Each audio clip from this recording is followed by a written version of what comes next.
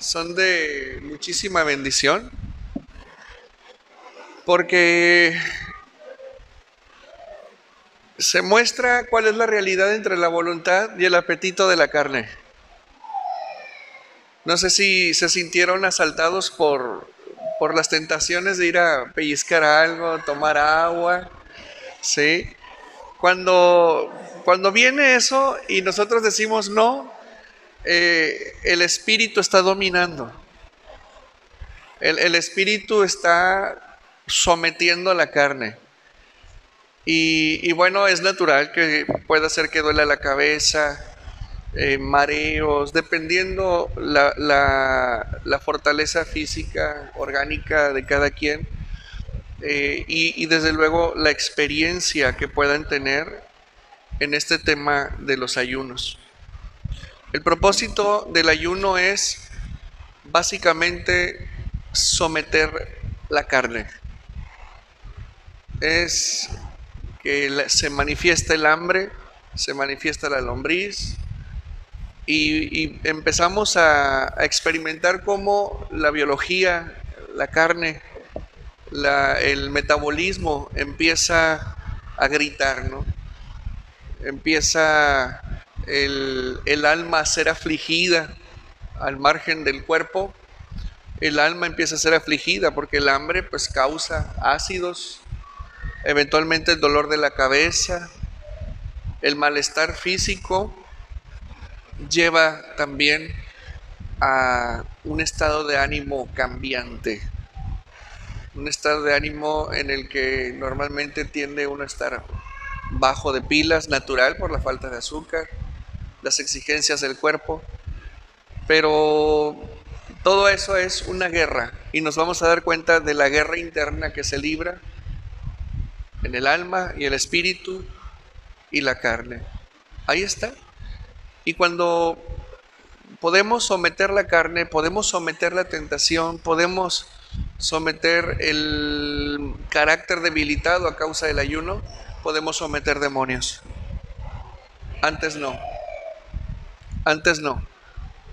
Entonces es muy importante cuando decimos el dominio sobre la carne, simultáneamente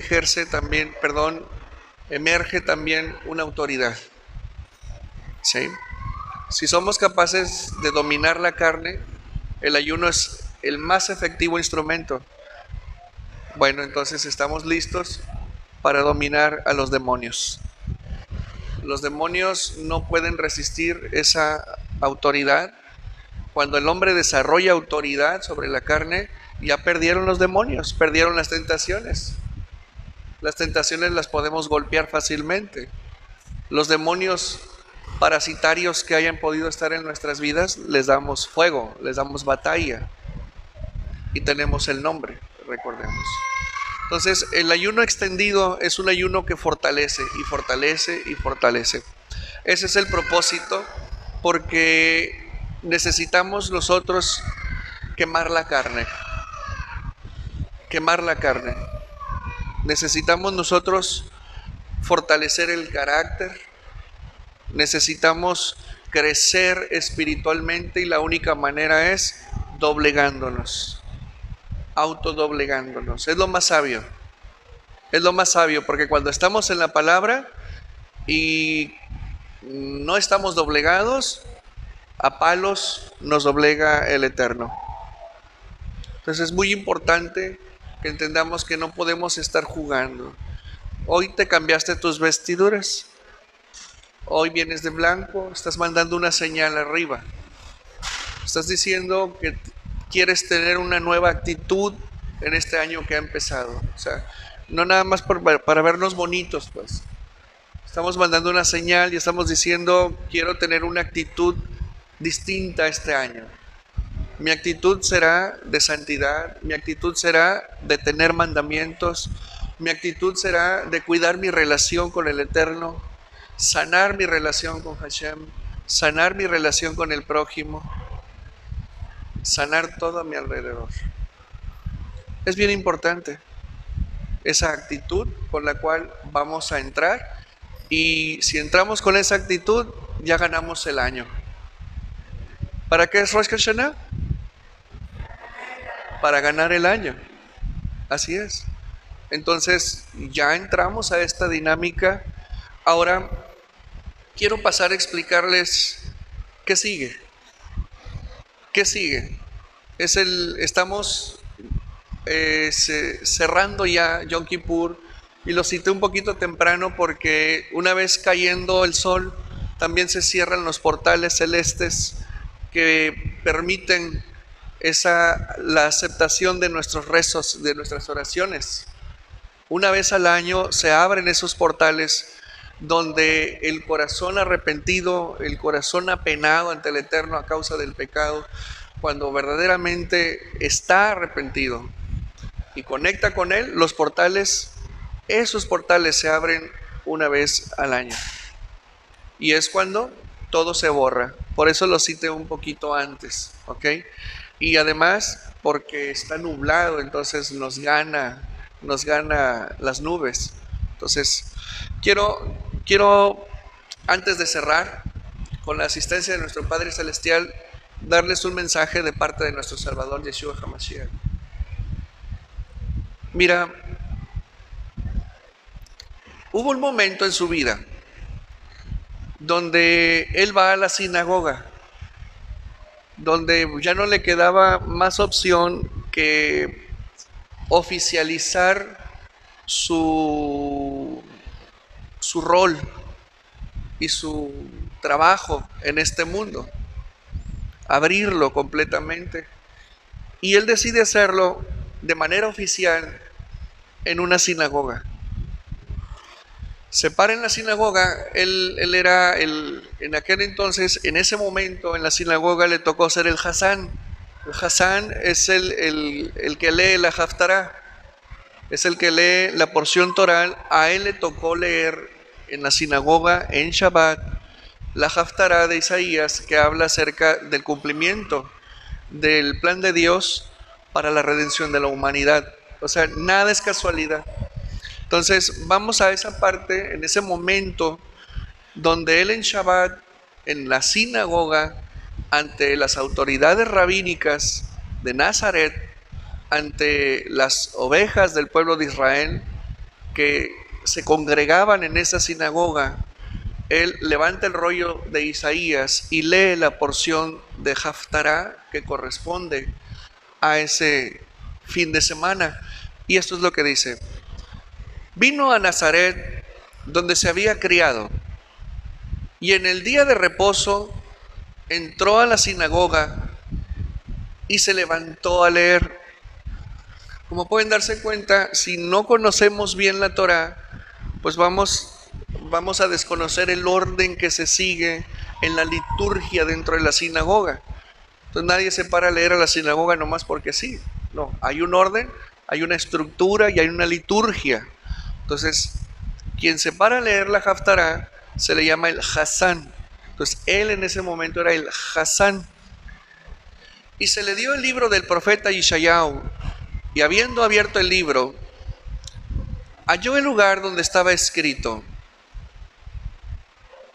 el Espíritu de Elohim está sobre mí. Quiero que vean lo que él está haciendo, porque Isaías no lo dice así. El libro de Isaías, esta parte lo dice de la siguiente manera: y el Espíritu de Elohim residirá sobre él. Y él dice: el Espíritu de Elohim está sobre mí. O sea, el que tiene oídos, que escuche. Él está tomando la profecía de Yeshayahu y está diciendo: aquí está ya delante de ustedes esto.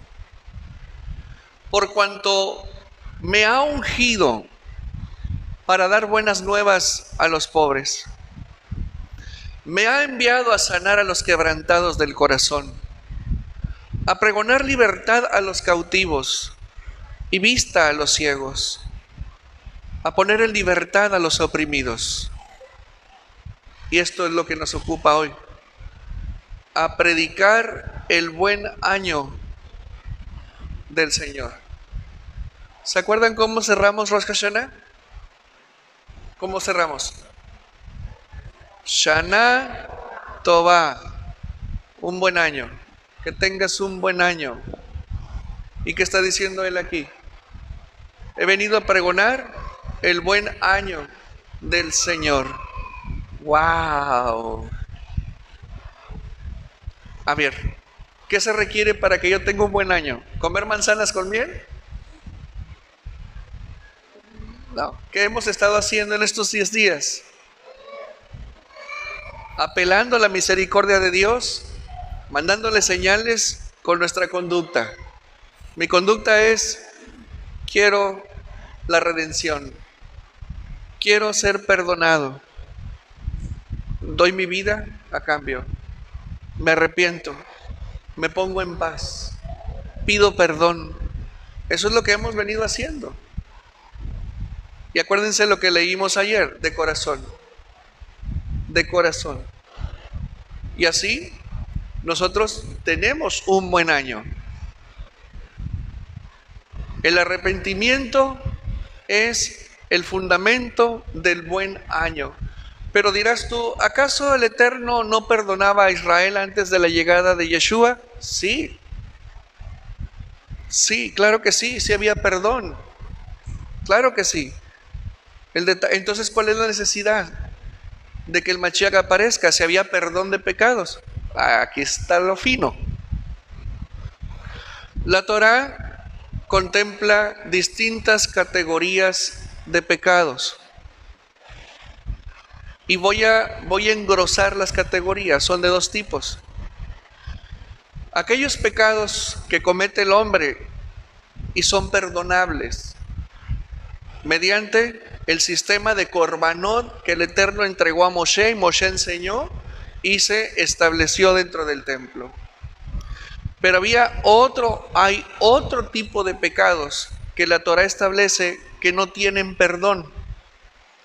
Y esos pecados son los famosos pecados de Karet, y que la persona, al ser encontrada culpable, irremediablemente tenía que morir. Ya les expliqué. Fuego, de hoguera, decapitación, asfixiados, ahorcados, apedreados, lapidados.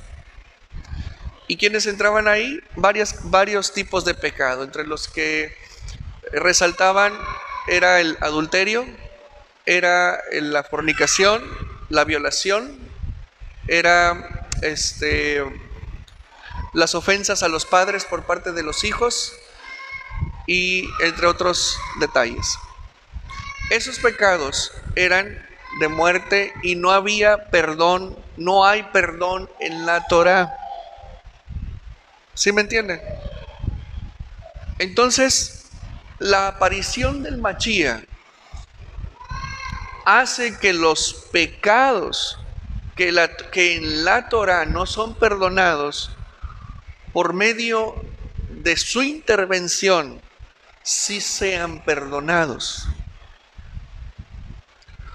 Por eso el encontronazo que se dio tan fuerte en la condena de aquella mujer, cuando él dijo, a ver mujer, ¿dónde están tus acusadores? Porque acorde a la Torá la mujer tenía que morir, pero había fallos legales en el proceso, había fallos, ya se los expliqué, así fue como la salvó. Pero eventualmente él carga tanto con los pecados perdonables en la Torá como con los pecados no perdonados en la Torá. Y gracias a él, todo pecado es perdonado, menos uno. Ya saben cuál es. ¿Sí se acuerdan cuál es? La ofensa al Ruach Elohim.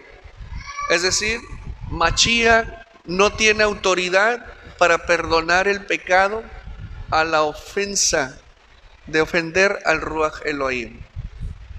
Es el único pecado sobre el cual a él no se le dio autoridad para perdonar. ¡Wow! Eso está genial. Entonces Mashiach dice, ya llegó la buena nueva. Y dice él, y enrollando el libro, lo dio al ministro y se sentó, y los ojos de todos en la sinagoga estaban fijos en él. Y comenzó a decirles, hoy se ha cumplido esta escritura delante de vosotros. Y todos daban testimonio de él y estaban maravillados de las palabras de gracia que salían de su boca y decían: ¿no es este el hijo de Joseph? Esa pregunta es importante porque se supone que debía de ser el hijo de David, ¿sí? De casa real. Y tenía que venir de una clase jerárquica, monárquica. Y no era así. Interesante, ¿verdad? Muy interesante. He venido a poner en libertad a los oprimidos. El oprimido por el sufrimiento, pero también aquel que sufre por causa del pecado que no puede dejar. Aquel que sufre las consecuencias de sus pecados. Él dice: los he venido a poner en libertad. He venido a anunciar las buenas nuevas de Elohim. He venido a pregonar libertad a los cautivos. Cautivos y oprimidos necesitan libertad. El cautivo es una persona atada, es una persona encadenada al pecado. Ellos deciden ser libres, pero no pueden. Son los reincidentes. Son los que una y otra y otra y otra, y aunque estén conscientes y sepan que están mal y sufren, no pueden evitar pecar, no pueden controlarse. Están dominados en el alma y en la carne. Mashiach dice: a ellos les vengo a anunciar libertad. Pero él usa la palabra anunciarla. ¿Por qué no dice lo mismo? ¿Por qué no se refirió a ellos como a los oprimidos? Porque al oprimido él dijo: he venido a poner en libertad al oprimido. Pero al cautivo se lo anuncio, le anuncio la libertad. ¿Sabes por qué? Porque el cautivo debe verdaderamente desear ser libre y decir yo. Y el que diga yo, a ese él lo libera. Pero el que diga yo, su corazón tiene que estar en su mano. Es decir, debe de querer de verdad ser libre. No es decir yo quiero ser libre o cantar yo quiero ser libre. Desde el fondo de su alma, desde el calabozo donde se encuentra atado, desde la raíz de su mal, desde ahí debe gritar y debemos hablar y decir: quiero ser libre de este carácter, de esta atadura, de esta conducta, de este hábito, de este condicionamiento, de este sentimiento, de esta pasión, de esta sensación, de esta reacción. Son los que no pueden controlarse, son los que no pueden hacerlo. A ellos les es anunciado la libertad. ¿Y quién es el oprimido? El oprimido es aquel que desea con todo su corazón en verdad ser libre, pero hay cosas que escapan de él, que escapan de sus manos y que ni siquiera pueden levantar la mano como para expresar la verdad de su corazón y decir yo quiero ser libre. Ahí entran los esquizofrénicos, entran los que experimentan locura, entran los que experimentan Alzheimer, demencia senil. Ahí entran todos aquellos imposibilitados por distintas razones el poder expresar su hambre de libertad.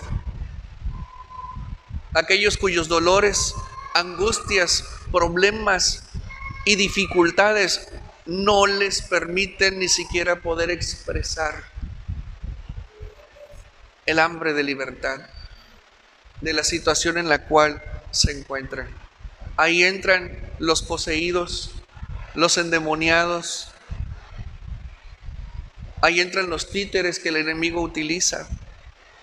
Por eso él dice, a ellos, yo los voy a poner en libertad, pero a los otros les vengo a anunciar libertad. Qué hermoso, ¿verdad? Qué bonito. Y todavía nos da la Escritura un ejemplo maravilloso. ¿Te acuerdas el endemoniado que estaba en el panteón? ¿Dónde estaba? En el panteón. ¿Y qué hacía? Daba gritos por las noches y andaba desnudo. ¿Sabes qué es eso? Era una persona que no tiene mandamientos, una persona anárquica, rebelde, cuya rebeldía la llevó a morir, a andar como un muerto en vida. ¿Y dónde vivía? En la casa de los sepulcros. Ahí vivía, completamente endemoniado y fuera de sí. Pero ni aún así, aún ni en el estado en el que se encontraba tan avanzado de inconsciencia, nada evitó que él fuera a los pies del Mashiach por su libertad. Y de aquí debemos de aprender que no hay pretextos, no hay poder, no hay fuerza que impida al hombre gritar por su libertad.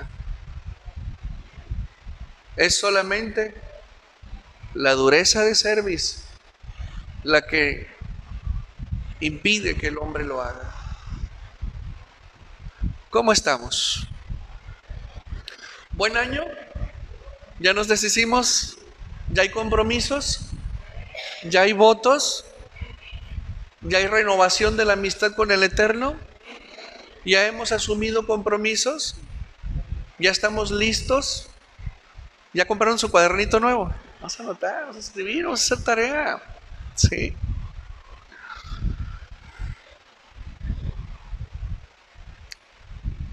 En varias ocasiones te he dicho que es muy importante valorar el trabajo redentor de Mashiach. Y hemos comentado que muchas personas viven como si la redención se comprara en la tienda 50 pesos. O sea, no hay una verdadera valoración del trabajo que él hizo a favor de nosotros. Sin embargo, hay una parte en la historia de la vida de nuestro Salvador que nos deja claro él cuál debe de ser nuestra postura, cuál debe de ser nuestra actitud hacia la obra redentora de él. Escucha, uno de los fariseos rogó a Yeshua que comiese con él. Acuérdense que el que ruega es porque la otra parte no quiere. Entonces imagínense en ese momento a este maestro, rabino, te invito a comer. No tengo tiempo. Ándale, por favor. No, es que no tengo tiempo. Por favor, ándale. No, es que no tengo tiempo. Hay mucha gente. Por favor, ándale. Sale pues. Lo convence. Y habiendo entrado en casa del fariseo, se sentó a la mesa. ¿En dónde se sentó? A la mesa. ¿Quiénes comen en la mesa? O sea, ¿qué iba a haber ahí? Enseñanza. Enseñanza. Entonces, una mujer de la ciudad, que era pecadora, al saber que Yeshua estaba a la mesa en casa del fariseo, trajo un frasco de alabastro con perfume. No era la personita que estaba en la casa de Lázaro. Esta era otra. Un frasco de alabastro con perfume. Y estando detrás de él a sus pies, llorando. O sea que esta mujer se metió a la casa del fariseo, irrumpió en la comida de los rabinos y comenzó a regar con lágrimas sus pies y los enjugaba con sus cabellos y besaba sus pies y los ungía con el perfume. Cuando vio esto el fariseo, que le había invitado, traducción, pero a ella no, dijo para sí: si fuera profeta, conocería quién y qué clase de mujer es la que le toca, que es pecadora. Acuérdense que la Torah dice que si tocas a un muerto te contaminas. Ahí está. Entonces, respondiendo Yeshua, o sea que Yeshua sabía los pensamientos de la gente, como sabe los tuyos y los míos. Le dijo: Simón, una cosa tengo que decirte. Aquí empieza la enseñanza. Y él le dijo: habla, maestro. Habla, maestro. Y empieza la disertación. Un acreedor tenía 2 deudores. El uno le debía 500 denarios y el otro 50 denarios. Y no teniendo ellos con qué pagar, decidió perdonarlos a ambos. Uno debía más que el otro. ¿Estamos de acuerdo? Di pues, ¿cuál de ellos le amará más? ¿Cuál de ellos le amará más? Voy a traducirlo. ¿Cuál de ellos le agradecerá más? ¿El que le debía 100 o el que le debía 500? Respondiendo Simón dijo: pienso que aquel a quien perdonó más, o sea, el de 500. Y él le dijo: rectamente has juzgado. Y vuelto a la mujer, dijo a Simón: ¿ves a esta mujer? Entré a tu casa. Tú tienes una casa allá adentro. Tú tienes un Beit Hamikdash allá adentro. Simón lo dejó entrar a su casa y le rogó que entrara a su casa. ¿Él está en tu casa? ¿Él está en tu casa? Habría que revisarse, ¿verdad? Entré a tu casa y no me diste agua para mis pies, mas esta ha regado mis pies con lágrimas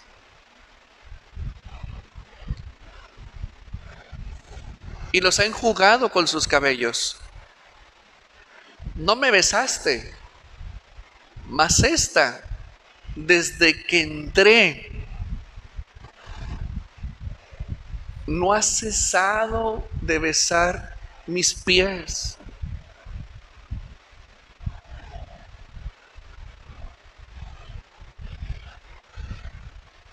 Por lo cual te digo que sus muchos pecados le son perdonados, porque agradeció mucho. Mas aquel a quien se le perdona poco, poco agradece.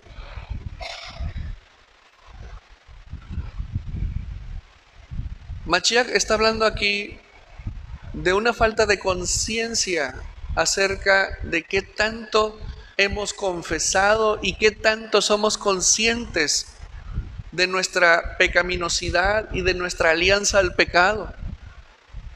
Realmente hay muchas personas que no son conscientes del pecado en el que viven, del pecado que hacen. Sí, yo soy salva por él, Baruch Hashem, pero siguen pecando. Poco agradecimiento, poco compromiso, poco amor hacia Él. Pero ¿qué dice Él de ella? De una verdadera mujer arrepentida. No ha parado de besar mis pies. No ha parado de agradecerme.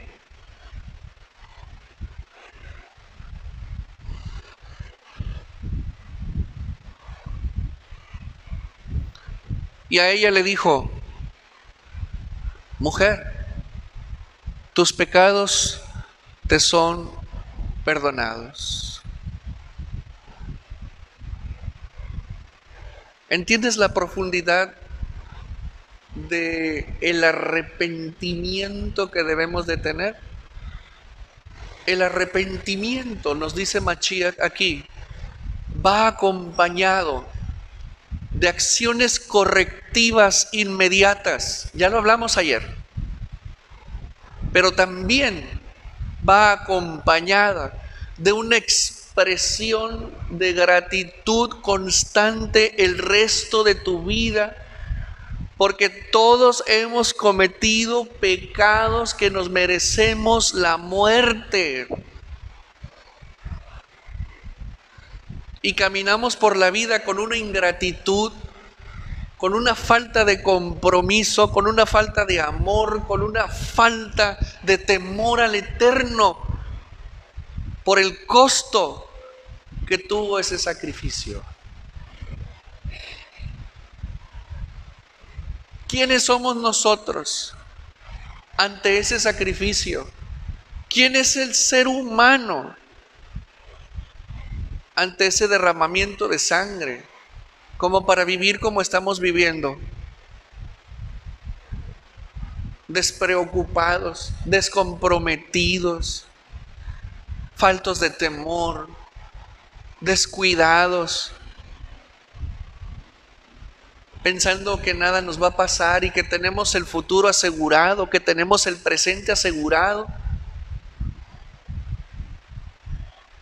Esta mujer no ha parado de besar mis pies.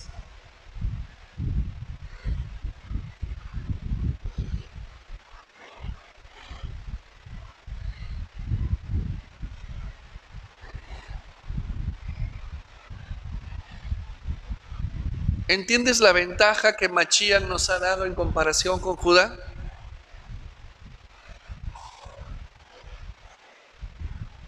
No ha parado. Durante ese tiempo, ¿tú crees que ella tuvo el tiempo de pensar en cosas negativas? ¿Tú crees que ella tuvo el tiempo de estar tramando mal? ¿O crees tú que se haya atrevido a tramar el mal mientras estaba a los pies de él? No, no. Lo hubiera balconeado ahí. Ella, una pecadora que andaba en las calles, le valió un comino la santidad de la casa del fariseo. Le valió un comino que dos grandes maestros de Torah estuvieran hablando de Torah. No le importó la privacidad del hogar del fariseo y no le importó ver a dos autoridades rabínicas sentadas juntos. No le importó. Lo único que a ella le importó es la salvación y el perdón de los pecados de los cuales ella la tenían cautiva, oprimida y muerta.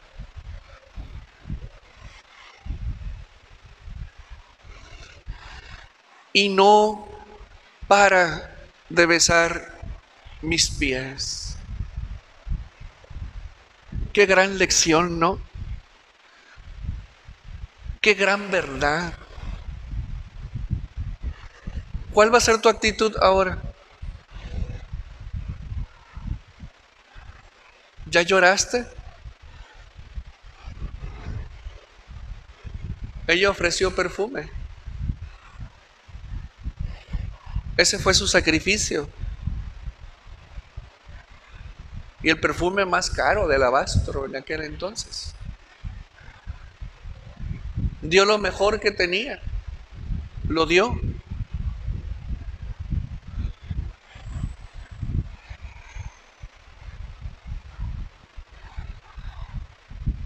¿Te imaginas el grado de pecado que tenía esa mujer?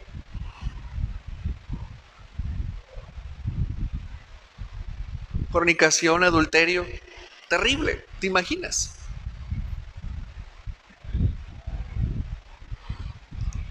Ella no estaba dispuesta a dejar pasar la oportunidad. Y muchos de ustedes caminan como si la oportunidad la tuvieran segura y siempre ahí. Dejen sus corazones duros. Apártense del mal y comprométanse con Él, porque Él es el que aboga para el perdón de nuestros pecados. Te lo dejo de tarea, te lo dejo ahí para que te hagas una evaluación de cuál es tu grado de compromiso con Él, con el perdón de tus pecados, porque Él lo que espera de nosotros es, conforme a la multitud de tus pecados, Él te ha perdonado. Y por lo tanto, tú debes de vivir amándolo. Debes de vivir agradeciéndole. Debes de vivir a tus pies, a sus pies. No te muevas de ahí. No te muevas de ahí. ¿Y qué sigue? ¿Qué es lo que sigue? Ezequiel 44:23 dice: y enseñarán a mi pueblo, enseñarán a mi pueblo, enseñarán a mi pueblo a hacer diferencia entre lo santo y lo profano. ¿Ya lo sabes? No tienes un mal maestro. Y les enseñarán, ojo con esto, porque es bien importante, y les enseñarán a discernir entre lo limpio y lo no limpio. O sea que hay cosas que parecen limpias pero no lo son. Hay personas que parecen santas pero no lo son. Hay personas que parecen buenas pero no lo son.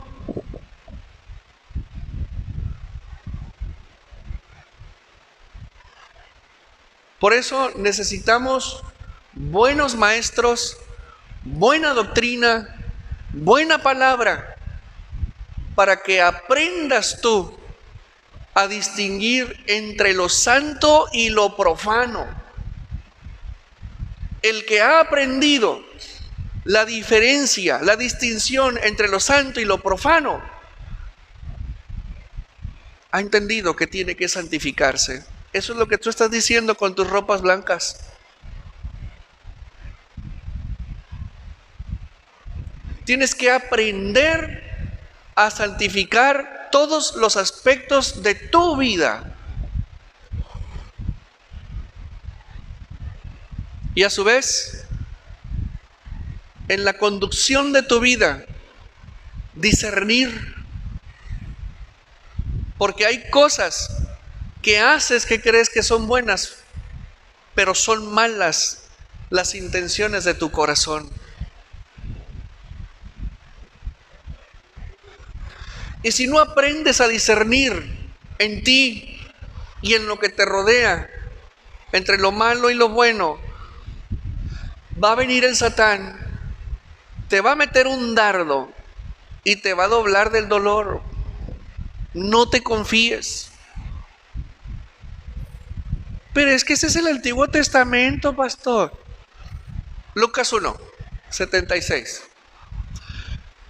Este es Zacarías hablándole a Yeshua recién nacidito, así recién salidito del vientre.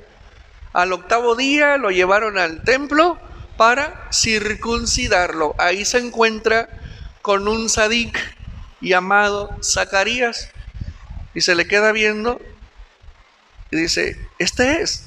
Y Zacarías empieza a platicar con el bebito. Mira lo que le dice. Y tú, niño, profeta del Altísimo serás llamado, porque irás delante de la presencia del Eterno para preparar sus caminos, para dar conocimiento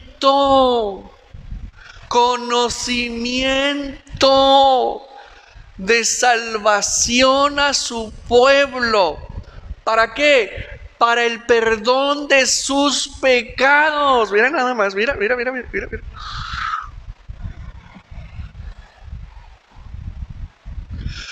Por la entrañable misericordia de nuestro Elohim, con que nos visitó desde lo alto la aurora, la nube, para dar luz a los que habitan en las tinieblas. Yo soy la luz del mundo. Y en sombra de muerte, para encaminar nuestros pies por el camino de la paz. Por eso él dijo, he venido a anunciar, quien quiera, sígame. Dale un aplauso a él.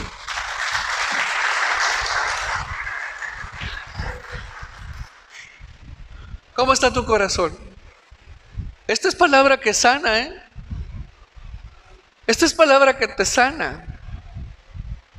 Y te voy a tirar una palabra más. Te voy a tirar una palabra.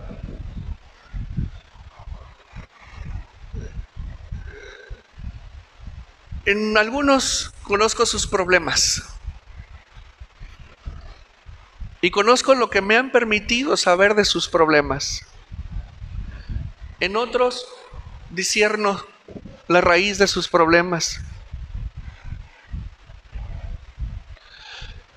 Y sea cual sea tus problemas o las culpas que traigas, Machía murió para que tú fueras perdonado, redimido, expiado y reposicionado, legitimizado, dignificado y llamado nuevamente hijo de Dios. Él te expió y sacó todo de ti, pero faltas tú por sacarlo. Y es una decisión personal para que la redención completa se dé en tu vida. Y la sanidad y la aurora te visite. Él le dijo a muchos, levántate, abre los ojos, ve, anda, no le digas, no hables. Y después de esas palabras, a varios les dijo, tus pecados te son perdonados. Pero ¿quién es este que dice que puede perdonar pecados? Pues de cierto les digo que el Hijo del Hombre tiene poder para perdonar pecados aquí en la tierra. Y a ti te digo, levántate, levántate, levanta tu corazón, levanta tus ojos, levanta tu conciencia, levanta tu fe, levanta tu espíritu. Porque Él te dice hoy a ti que estás arrepentido, tú que estás arrepentida de todo corazón, levántate. Tus pecados te son perdonados. Dale un aplauso a Él.